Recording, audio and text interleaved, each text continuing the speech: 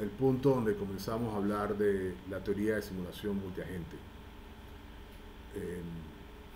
Es, como les decía, otro intento de sistematizar los cómo, de entender las reglas de un sistema, pero lo interesante, bueno, la razón por la que hacemos teoría es que estamos tratando de colocar un conjunto de conceptos como el fundamento para explicar distintos sistemas, por supuesto, no uno solo. Para poder hablar después de que hay regularidades y hay, en inglés se dice comunalidades, pero en español no se dice mucho eso, eh, conceptos comunes a distintos sistemas.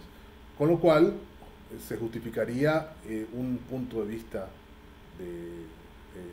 abstracto, es decir, alejado de que cubra varios puntos de vista. Que bueno, eso es la discusión está a alto nivel de lo que son. Esta teoría que les voy a mostrar está hecha en casa, la diseñamos desde el año 2000 quizás, trabajando en ella con dos profesores de ciencia que creo que he mencionado antes, el profesor Kaitucci, la profesora Mayerlinus Kategui, y la intención de crear la teoría, en nuestro caso, tiene un propósito muy práctico, era que sirviera como especificación para el sistema de simulación multiagente. Es decir, que al final pudiéramos decir, el simulador se comporta de esta manera porque la teoría nos permite hacer eso. Pero no es el único propósito, por supuesto. La intención de la teoría es que tengamos los elementos conceptuales para que después, frente a un sistema particular, uno complete la teoría con la descripción específica de ese sistema y pueda decir, se justifica esperar tal conducta del sistema en tales condiciones porque mira como lo describimos en la teoría. Que la teoría tenga poder descriptivo y poder predictivo sobre el sistema. En otras palabras, que explique. Eso es lo que queremos hacer. Y entonces les voy a pedir, esta no es muy larga, esta es corta, esta parte de la presentación. Les voy a pedir al final que me ayuden a pensar, me ayuden a me comenten por favor si tiene sentido esta clase de conceptos que les voy a mostrar para describir una organización, por ejemplo, como esa que ustedes van a estudiar, un sistema como ese que ustedes van a estudiar. Y si no, pues no es la única propuesta. A mí me encanta hablar de ella, por supuesto, porque está hecha en casa, nos hemos pasado tiempo pensando para entenderla y poder explicar, pero no es la única, como verán, no estamos empezando de cero. Le llamamos la teoría de sistemas multiagentes que hemos propuesto en unos artículos que están en el documento, en el sitio, en el repositorio que hemos adoptado. Deben estar en sus carpetas ya, por supuesto, si clonaron el repositorio. Y los conceptos fundamentales que agregamos en esa teoría son influencias, la reacción del ambiente, la descomposición del estado global de un sistema dinámico en otros tipos de componentes, en particular las influencias y la variable del estado global, y la descripción de las dinámicas de cada elemento del sistema usando máquinas abstractas. Esos cuatro elementos están ahí metidos. Déjenme explicar cada uno a ver si lo puedo hacer en términos muy simples. Ustedes todos deben haber visto la palabra estado muchas veces en la carrera de sistemas. En casi todos los sistemas dinámicos, sobre todo en las otras materias de esta carrera, se habla del estado del sistema. Y en informática estamos muy acostumbrados, por supuesto, a pensar que eso es una especie de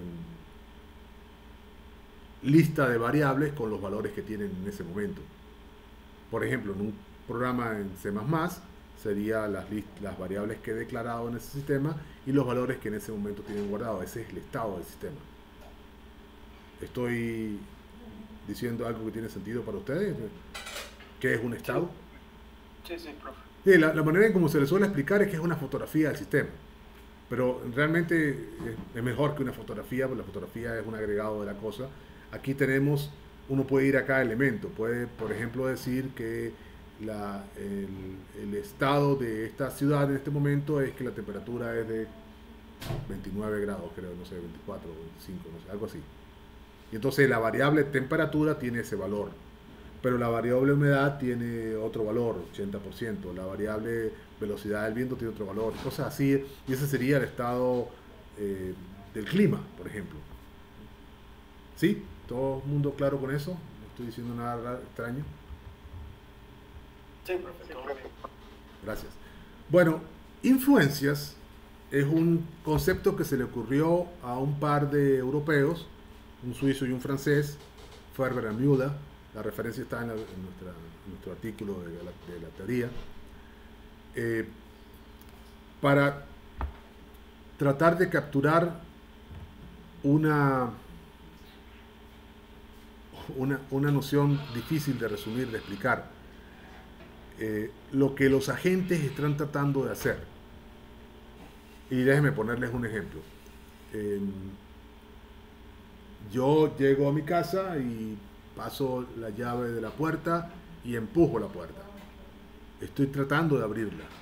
¿Se abrirá? Bueno, uno dice, si no hay más ninguna otra fuerza operando sobre la puerta se abre.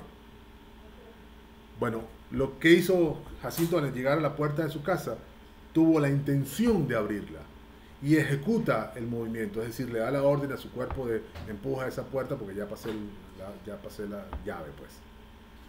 ¿Qué pasa si en ese momento, y yo siempre suelo este ejemplo para hablar del tema, porque Kai y yo tenemos más o menos la misma estatura, él es un poquito más alto, yo soy un poquito más pesado, pero tenemos proporcionalmente la misma fuerza aparentemente. ¿Qué pasa si justo en ese momento está Kai del otro lado de la puerta tratando de cerrarla? Justo en el mismo momento en el que yo empujo, él empuja del otro lado. ¿Qué va a pasar con la puerta? No se mueve. Entonces, lo que ocurre en el mundo depende de la confluencia de esa cosa que son intenciones siendo ejecutadas. Esas son las influencias. La intención de la gente que está tratando de convertirse en una acción.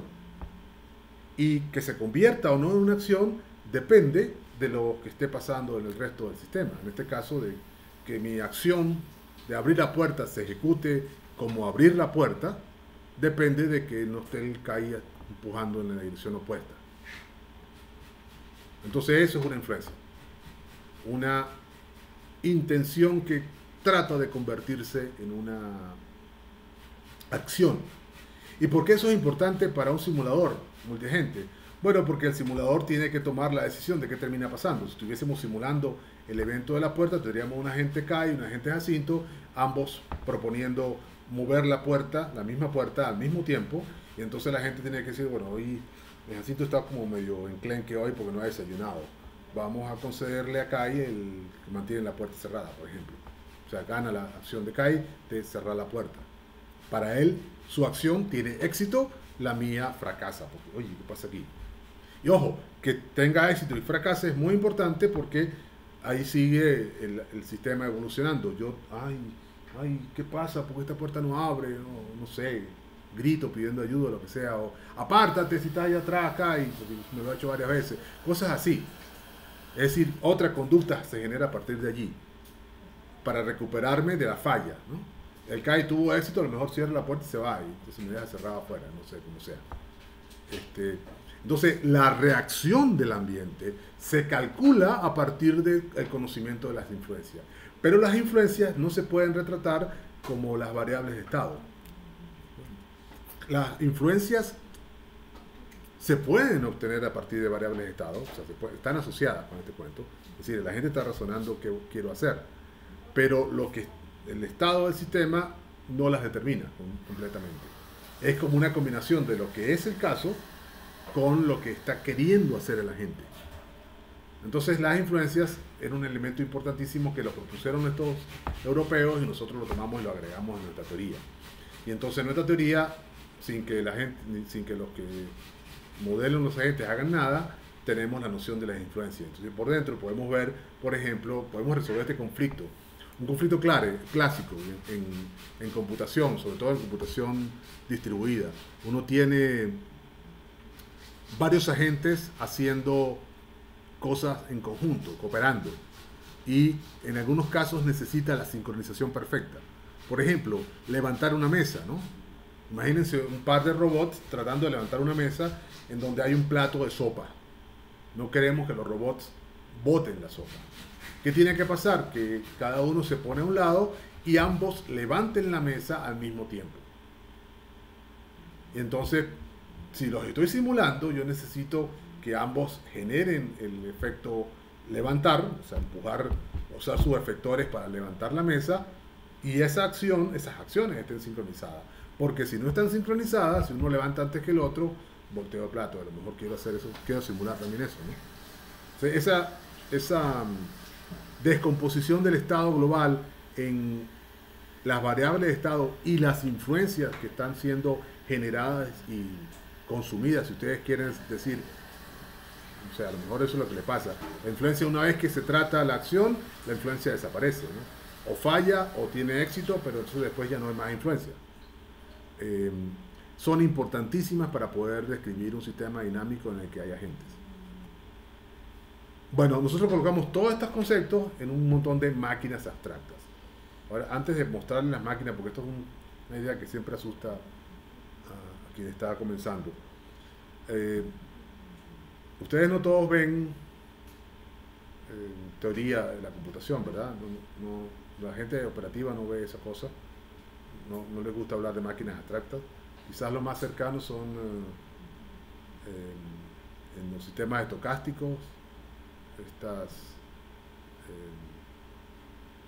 Markov, sistemas markovianos, cosas así, máquinas de estado, ¿no?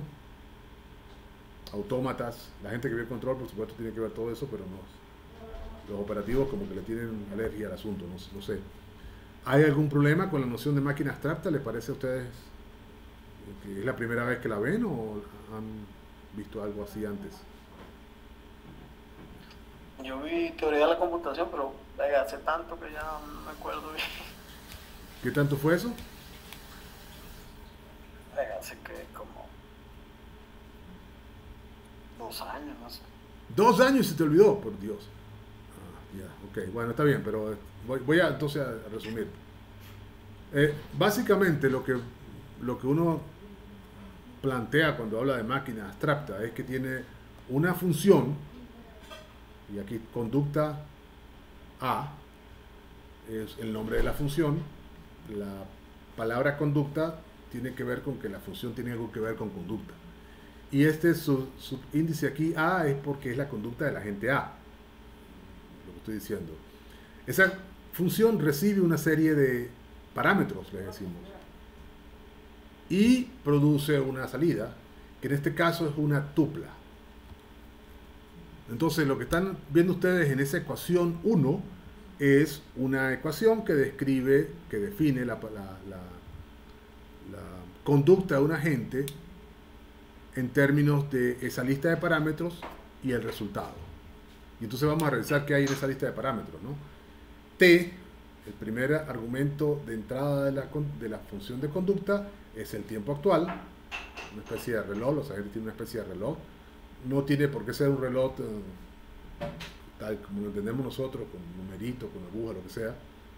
Puede ser una especie de sensación interna de que el tiempo pasa. Esta intuición de que una cosa ocurre antes que otra tiene que ver con que nosotros tenemos esa intuición. Pero eso fue antes de aquello, ¿no? Podemos decirlo aunque no hayamos mirado la hora exactamente, ni hayamos mirado, nos acordemos cómo está el ambiente. Entonces eso puede ser un elemento interesante para dar como entrada a la gente. Voy a actuar en un momento particular, tengo la hora o tengo la referencia de qué tiempo es más o menos. RA, la cantidad de tiempo para razonamiento de la gente, es decir, la gente no va a estar pensando para siempre, sino que tiene que, lo que sea que vaya a pensar, decidirlo en un lapso particular de tiempo. Después le diré por qué eso, y eso tiene que ver con aquella idea que comenzamos al principio de la racionalidad acotada, de que no podemos pensarlo todo porque no tenemos suficiente tiempo, cerebro para pensarlo todo, pero la verdadera razón es que no tenemos suficiente tiempo para pensarlo todo. Esa es la verdadera razón. Caso A, en este caso, es la base de conocimientos de la gente, que para todos los efectos es lo mismo que las creencias de la gente. La base de conocimientos son las creencias de la gente, es decir, un conjunto de reglas que le dicen qué hacer en cada caso, por ejemplo. Pero hay dos tipos de base de conocimiento. Se acepta en algunos casos, por ejemplo, que ese conocimiento podría tener una representación diferente. No sé, distintos tipos de redes, incluyendo las neuronales, cantidad de otras cosas. Por lo pronto son un conjunto de reglas. GA es el conjunto de metas de la gente. Fíjense que separamos entonces creencias de metas aquí. Y lambda, que está por acá abajo, o gamma, no sé gamma, eso es lambda, es el conjunto de influencias que ha tenido, las cosas que he intentado hacer antes, háyanse o no convertido en metas, en acciones eventualmente. Es decir, la historia de lo que yo estaba tratando de hacer. Y eso es importante porque, como ustedes saben, nosotros solemos mejorar después de varios intentos. Entonces esa historia es valiosa para nosotros por esa razón. Eso es lo que viene a la entrada. ¿Y qué viene a la salida? ¿Cómo sé yo qué es la salida? Además, bueno, en principio sé que es la salida porque está de este lado, el resultado después de haber pasado por la conducta, y tiene los mismos símbolos: la base de conocimiento, las metas y las influencias. Esas son las influencias. Fíjense que esta gama de entrada eran las influencias de todo el mundo. Lo que yo puedo hacer ahora, en el siguiente paso del tiempo del reloj, es producir lo que yo quiero hacer. Estas son ese conjunto de intenciones que tengo yo, agente A, ahora, en este momento, en tiempo T, para T más 1 o lo que sea, T más delta. Entonces sale, ¿qué es lo que pasa? Bueno, que la gente va a estar observando qué pasa en el mundo y usando sus creencias y sus metas para decidir qué hacer. Y ese qué hacer sale como una influencia. Es decir, yo quiero hacer esto. Y lo intento. Y ya el mundo decidirá cómo me va, cómo me resulta eso. Pero además, después de haber hecho eso, yo tengo una nueva creencia, porque estoy suponiendo que voy a tener éxito, entonces mis metas cambian, ya no son las que tenía. Y tengo un nuevo conjunto de reglas. Este es más difícil de explicar en este momento por qué cambia, pero mis creencias también cambian. Me voy a enterar de otras cosas cuando la acción se complete. Y en algunos casos nosotros, por ejemplo, colocamos las acciones de otros agentes también como parte de la base de conocimiento. O los efectos de las acciones realmente. Las acciones vienen al gamma este. Total, que esto es básicamente la gente. Una función que, dado un estado interno de la gente en algún momento y alguna información que viene de afuera, produce un nuevo estado interno y alguna información para afuera.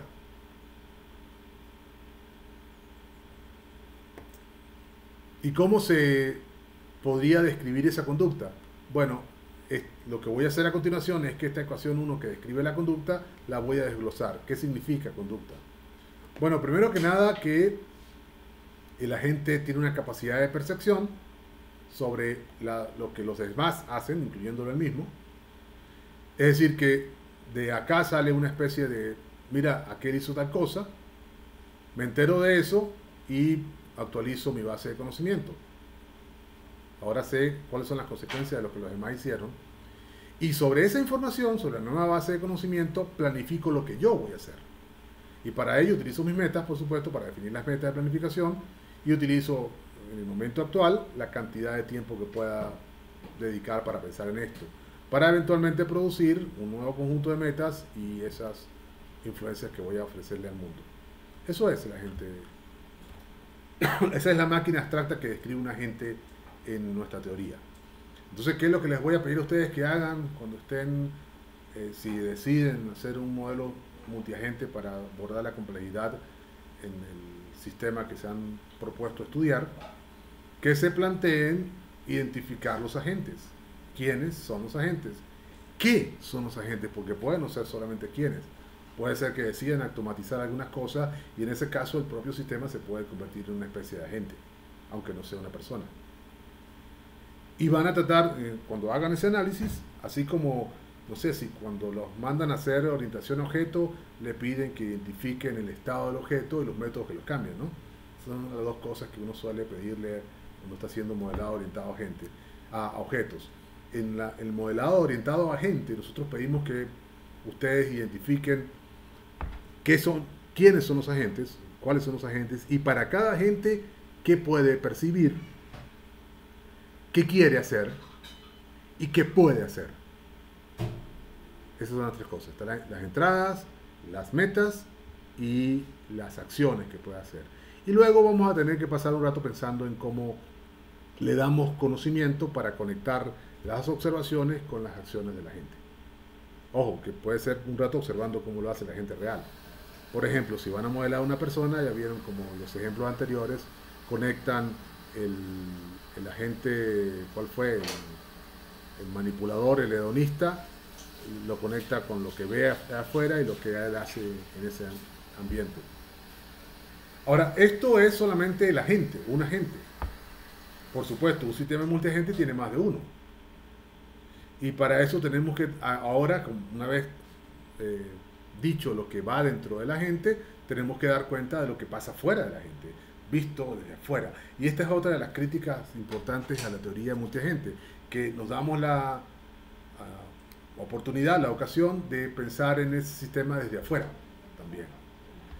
Y bueno, esta es un poco más difícil de entender porque acá la función clave es esta que llamamos evolución. Un conjunto de agentes, esta tupla que está acá es una lista de n agentes, cada uno de ellos caracterizado por su estado, S1, S2, Sn, y ese S1, cada SI corresponde a los datos que teníamos antes para la gente, su base de conocimiento y su meta, su conjunto de metas, pero también el tiempo, la cantidad de tiempo que cada uno razona. Hay gente más rápido, otros que piensan más. Eso es también un parámetro interesante para estudiar.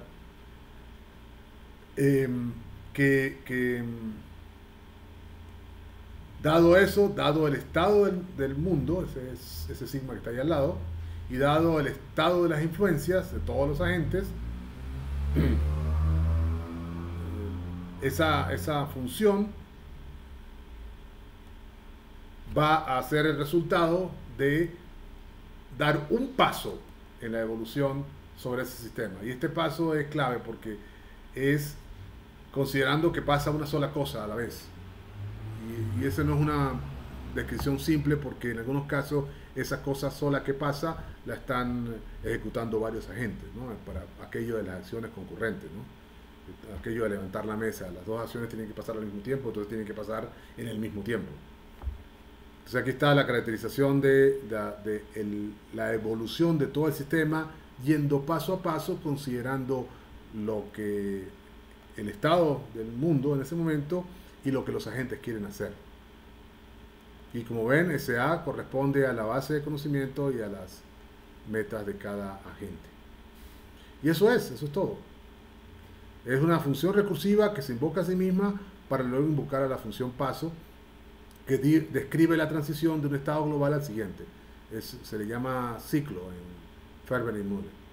Entonces, los detalles interesantes de cómo un estado global se transforma en otro tomando en cuenta la evolución de los agentes, las influencias que estos postulan y la reacción del ambiente a dicha influencia tienen que ser incluidos en la definición de paso.